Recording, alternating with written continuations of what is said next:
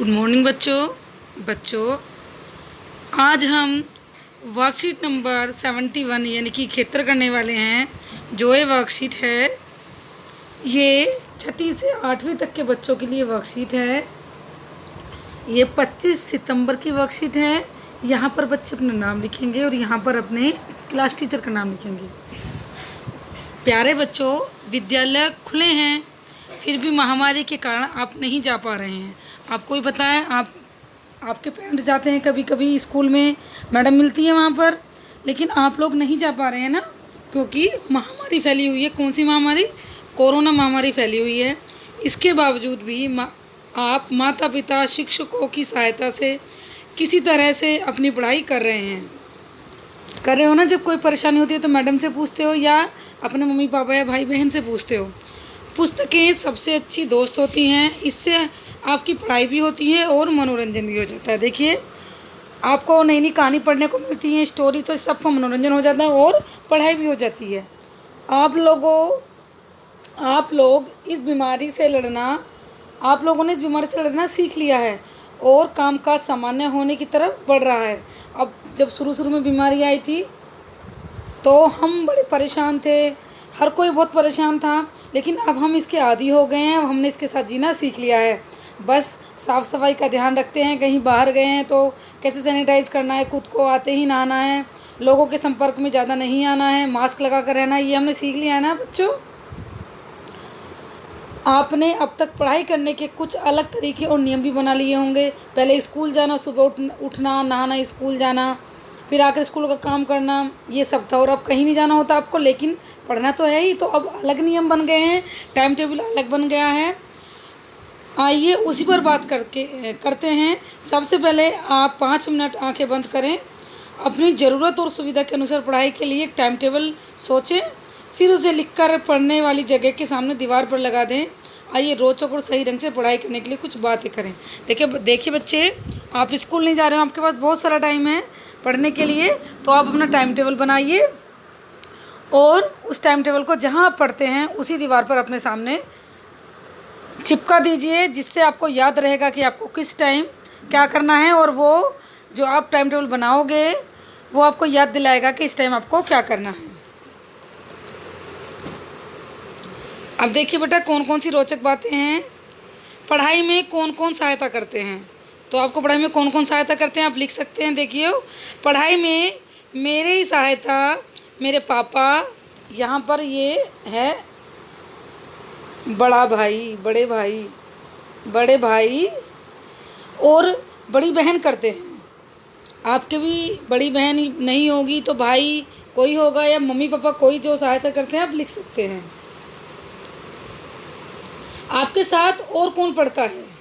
तो आप लिख सकते हैं प्रश्न 2 का उत्तर, मेरे साथ मेरा भाई मेरी बहन पढ़ते हैं, मेरे दादाजी भी सुबह उठकर अखबार पढ़ते हैं।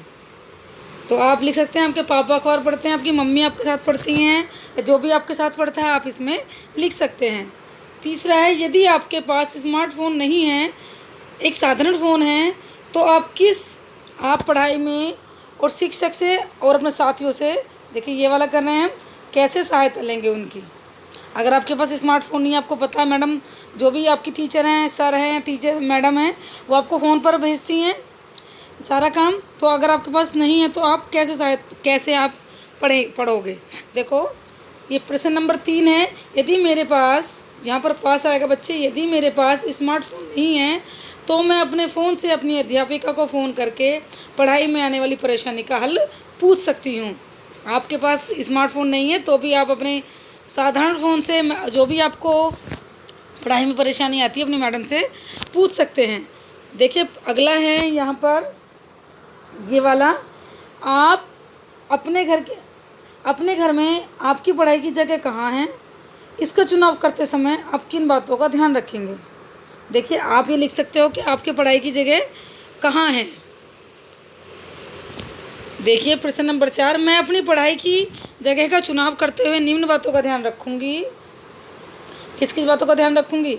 वहाँ पर रोशनी का उचित प्रबंध हो, बैठने के लिए उचित सामान हो जैसे कुर्सी मेज आदि, वहाँ पर अतिरिक्त शोर ना आता हो। तो इन सब चीज़ों का बहुत हम ध्यान रखेंगे। देखो, रोशनी नहीं होगी तो हम पढ़ाई कैसे करेंगे? बैठने का कुर्सी मेज होने चाहिए तभी तो पढ़ाई होती है। और वहाँ पर शोर आएगा, अगर बाहर का शोर आता होगा, बाहर का ट्रैफिक, अगर आप बाहर वाला कमरा आप अपना पढ़ाई का बनाते हो तो बाहर का शोर आपको हमेशा सुनता रहेगा। तो हम हमेशा ऐसी जगह का चुनाव करेंगे जहाँ पर शोर ना आता हो। अगला देखते हैं, अगला टास्क हमारा क्या है। यदि किसी के पास स्मार्टफोन है, अगला है हमारा ये, आप विद्यालय नहीं जा रहे हैं, किस तरीके से आपकी पढ़ाई हो रही है, अपने शब्दों में लिखिए। देखिए, 5वां है, हम विद्यालय नहीं जा रहे हैं लेकिन स्मार्टफोन से हम क्लास ले रहे हैं। अध्यापिका फ़ोन पर हमें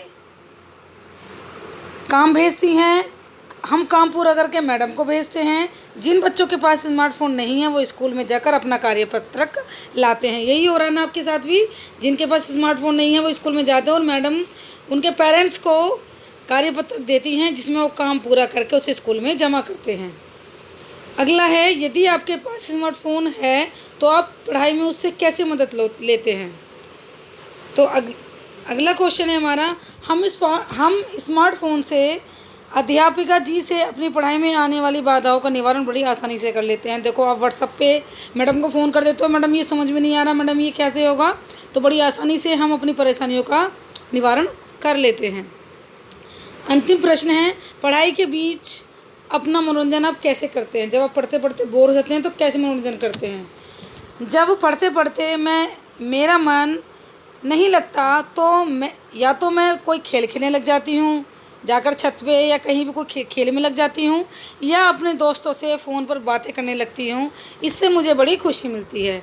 तो बच्चों, आपकी आज की वर्कशीट नंबर 71 ये पूरी हुई और आपको मज़ा आया होगा इसे करने में, आपको अच्छी लगी होगी, इंटरेस्टिंग लगी होगी, क्योंकि आज की सिचुएशन से ये हमारे संबंधित है।